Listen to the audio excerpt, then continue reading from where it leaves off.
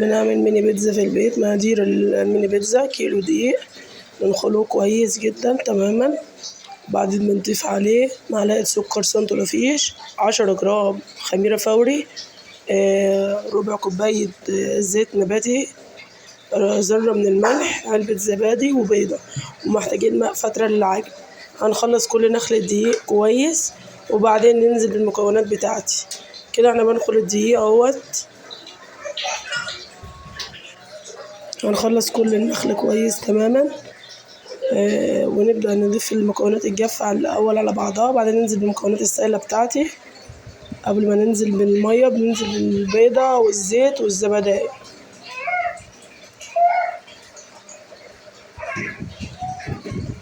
خلاص خلصنا كده كمية الدقيق اهوت. هنبدأ بقى ننزل بالمكونات الجافة عندي.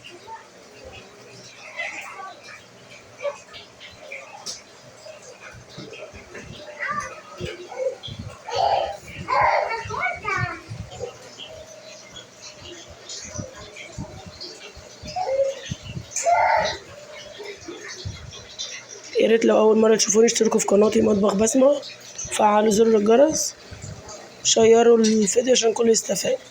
كده معايا معلقة سكر سنتوفيش، 10 جرام خميرة فورية، أي نوع تستخدموه عادي متوفر عندكم، ذرة من الملح،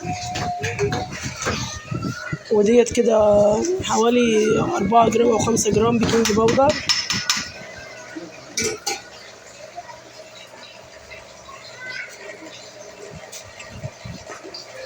هنقلب كل المكونات الجافة كويس ونبدأ ننزل بقى بالسوائل عندنا. ربع كوباية زيت،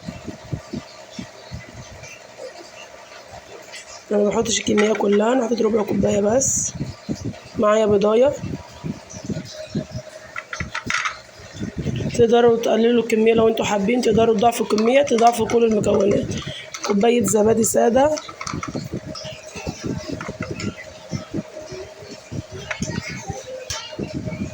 ونبدأ نقلب ده كله كويس على بعض. وبعد كده هنبدأ نضيف مية فترة للعجن بس تدريجيا، مش بننزل بالمية كلها مرة واحدة. ماء فترة للعجن عادي، بينزل حبة بحبة.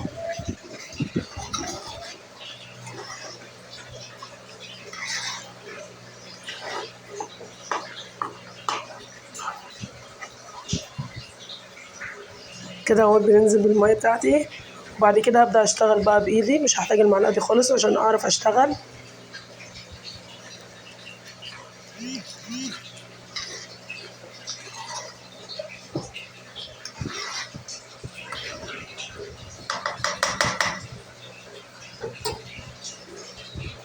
هبدأ بقى اعجن بايديا كويس. عايزين العجينة مع المسا ناعم تكون معانا كويسة. عجينة البيتزا ما تكونش ناشفة، تكون ملساء وطرية عشان تكون هشة وطنية كده.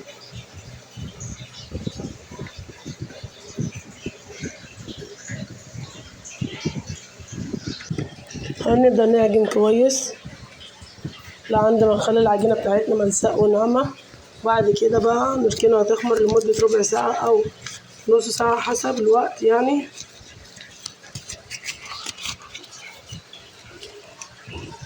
نخلي العجينة بتاعتنا ملساء ناعمة، تكون العجينة كده ناعمة معانا خالص وطرية، مش ناشفة في نفس الوقت.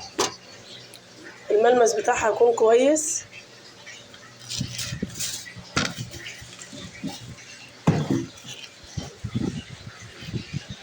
يا ريت تقولوا لنا بتتابعونا من انهي بلد.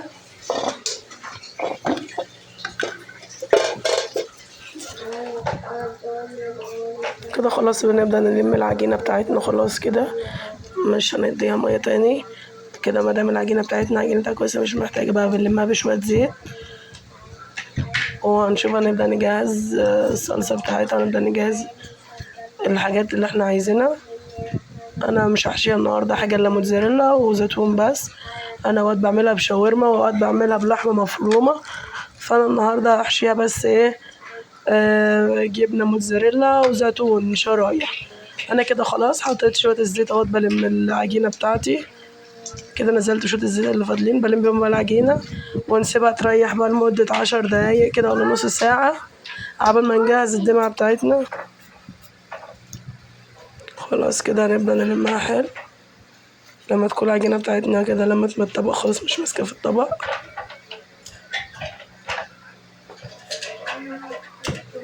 ونشوف هنعمل ايه تاني. انا كنت عاملاها لاولادي، كنا خارجين رايحين النادي، وقلنا ناخدها ايه كده تبقى معانا كده. كنا عاملين ديسباسيتو، وكنا واخدين يعني شوط فشار وحاجات اللي يستلوا فيهم وكده. فقلت اعملها يعني ايه اكله سهله وسريعه وتبقى خفيفه في النادي يعني وكده، ما يبقاش طبعا حاجات كتير. كده بنجهز الدمعه بتاعتنا. معانا من 3-4 معالق زيت كبار، ومعانا نص كيلو طماطم متصفي كويس من البذر والقشر وكل حاجة، ضربناه وصفيناه كويس. هننزل عليهم بعد كده ب4 فصوص توم متخرطين ناعم، وبعد كده هننزل بالبهارات بتاعتي فلفل كمون ملح، وهننزل بشوية روزماري في الآخر كده. بس ما جاتش اللقطة وانا بحطه، كنت حطيته بعد كده هنا كده اهوت. بنقطع التوم، بنقطعه مكعبات صغيرة جدا كله على البارد، وبعد كده بنحطهم على النار لحد ما الطماطم بتاعتنا تنشف وتكون نشفت خالص ما فيهاش أي مية، تكون تقيلة كده عشان نقدر نحطها على البيتزا بتاعتنا. منخليش البيتزا عجين، تبقى ايه طماطم تخينة خالص كده ناشفة وحلو.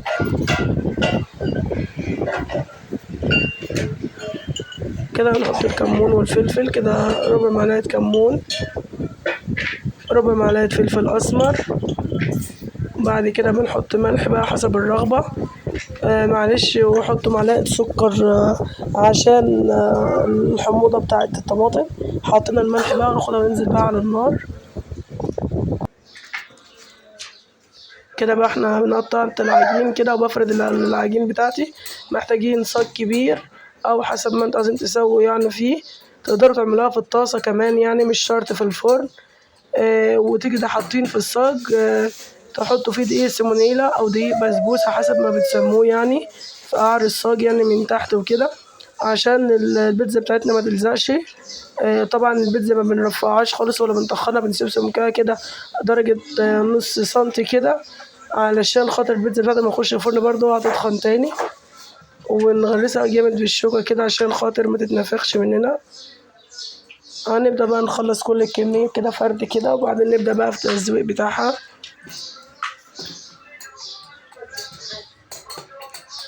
هنا كده بنفردها كلها كمية كبيرة بسم الله ما شاء الله، يعني عملت كتير. الكيلو مدي عمل كمية كبيرة اللهم بارك يعني.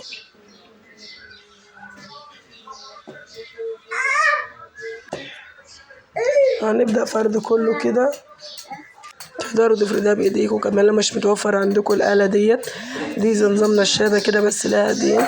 لو مش متوفرة عندكم تقدروا تفردها بأي نشابة أو بإيديكوا. هي العجينة بسم الله ما شاء الله اسفنجية خالص مش محتاجة أي آلة أصلا، بس أنا عشان أخلص بسرعة لأن كان الوقت اتأخر علينا عشان عايزين نمشي.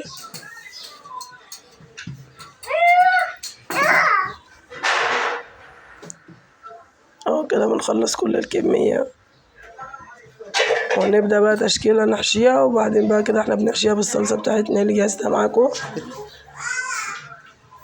سلم يا أحمد. بصوا هنا كده يا أحمد، شوف مين اهي البنت عايزاك اهي. شد البند، حد شد البند. شوفوا الطماطم بتاعتنا تقيلة خالص. صلصة البيتزا زي ما كنت قايلة كده بنحط الجبنة بتاعتنا الموتزاريلا، وهنبدأ بعد كده ننزل بالزيتون بقى.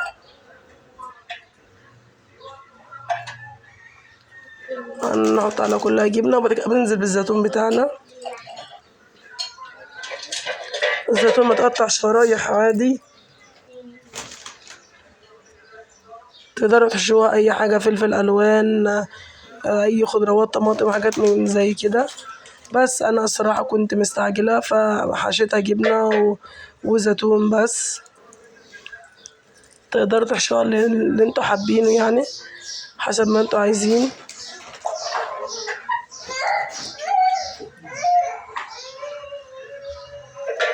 فبننزل بالجبنة بتاعتنا كلها. طبعا تقدروا تكتروا جبنة حسب ما انتوا عايزين، بس عشان انا كنت عاملة كمية فالصراحة ما كترتش جبنة كتير يعني.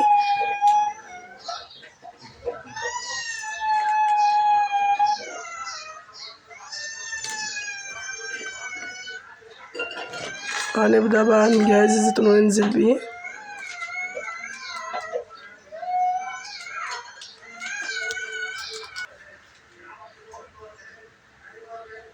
نبدأ نحط الزيتون بتاعنا كده في حتت متساوية بعيد عن بعضها عشان خاطر تبقى في كل مكان فيها زيتون.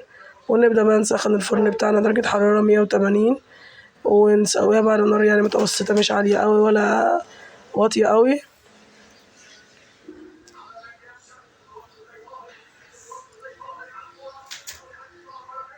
ده كده خلاص جهزنا، نبدأ ندخله الفرن بقى. وبعد كده نبدأ بالتشكيل اللي فاضل، الكمية اللي فاضلة. ده بيكون شكلها، الطعم كان تحفة جدا والله، فجربوها بجد مش هتندموا كتير انك انتوا عملتوها. وصفة سهلة وسريعة مش مكلفة خالص.